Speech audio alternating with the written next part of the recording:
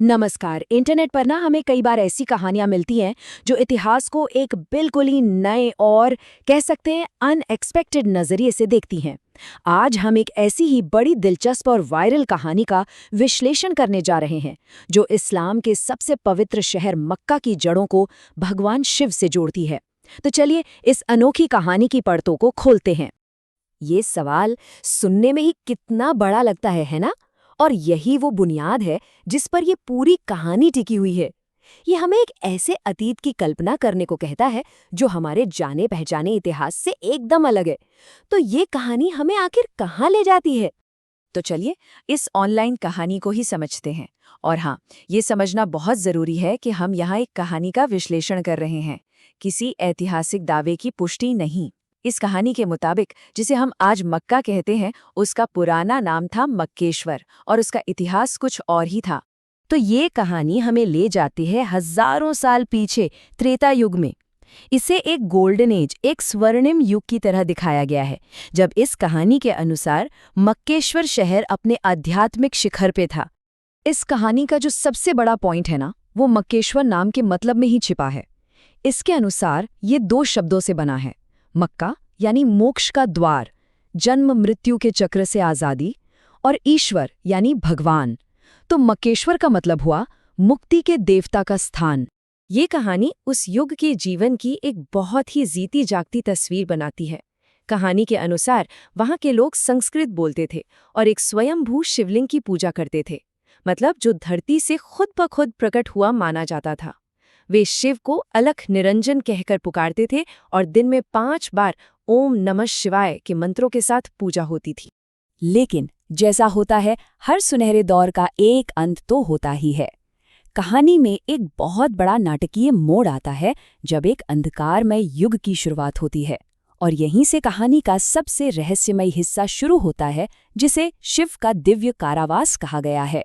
इस कहानी के मुताबिक ये नाटकीय बदलाव हुआ युगों के बदलने से। जैसे ही त्रेता युग खत्म हुआ और कलयुग शुरू हुआ, दुनिया में लालच और अज्ञानता फैल गई, और इसी अंधेरे के बीच एक लालची राजा ने उस शक्तिशाली शिवलिंग को हासिल करने के लिए मक्केश्वर पर हमला कर दिया, जिसकी वजह से भगवान शिव को खुद दखल देना पड़ा। और बस यही वो एक पल है जो कहानी की पूरी दिशा ही बदल देता है। जब राजा शिव को बंदी बनाने की कोशिश करता है, तो शिव का जवाब बिल्कुल अनएक्सपेक्टेड होता है। वो कहते हैं कि ये कोई हार नहीं, बल्कि उनकी अपनी मर्जी थी, एक बड़ी डिवाइन प्लानिंग का हिस्सा। ये एक बहुत ही रहस्यमयी घटना थी। कहानी बताती है कि जैसे ही राजा ने शिव को छुआ, उनका दिव्य शरीर शिवलिंग में समा गया और वो लिंगम एक पवित्र काले पत्थर में तब्दील हो गया। ये हार नहीं थी, ये एक दिव्य परिवर्तन था। तो अब सवाल ये उठता है कि शिव की इस परिवर्तन के बाद आखिर हुआ क्या? कहानी कहती है कि जो मूल परंपराएं थीं वो पूरी तरह से खत्म नहीं हुई, बल्कि उन्होंने अपना रूप बदल लिया और एक छिपी हुई विरासत के तौर पर जिंदा रहीं। ये कहानी पुरानी और आज की कुछ प्रथाओं के बीच एक सीधा कनेक्शन बनाने की कोशिश करती है। कहानी में दावा किया गया है कि अलख निरंजन का जाप वक्त के साथ अल्लाह बन गया, और दिन में 5 बार की जाने वाली पूजा की जो परंपरा थी वो नमाज के रूप में विकसित हुई।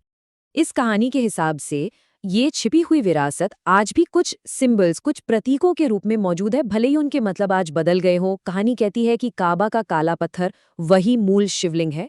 उसके चारों ओर की जाने वाली परिक्रमा यानी तवाफ शिव के ब्रह्मांडीय तांडव नृत्य का प्रतीक है, और इसके 7 फेरे शरीर के 7 ऊर्जा चक्रों को दर्शाते हैं।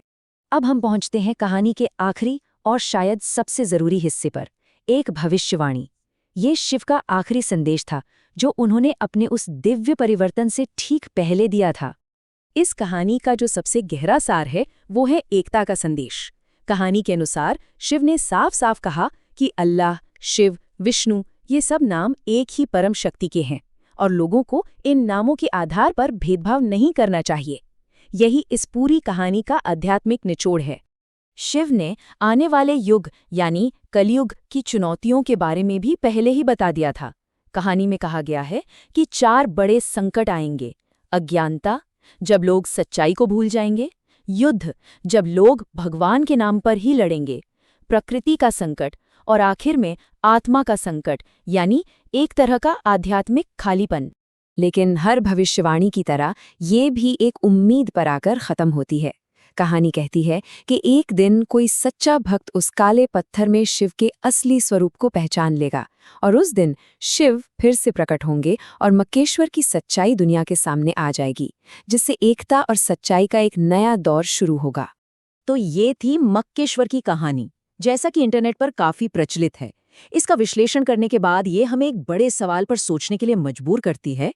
आस्था, पहचान और इतिहास से जुड़ी ऐसी कहानियां हमें सिखाती क्या हैं?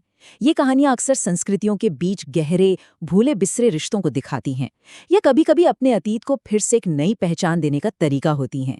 ये हमें दिखाती हैं कि कैसे इंसान मतलब और जुड़ाव की तलाश में इतिहास और मिथकों को हमेशा नए-नए तरीकों से बुनता रहता है। इस पर सोचना वाकई दिलचस्प है।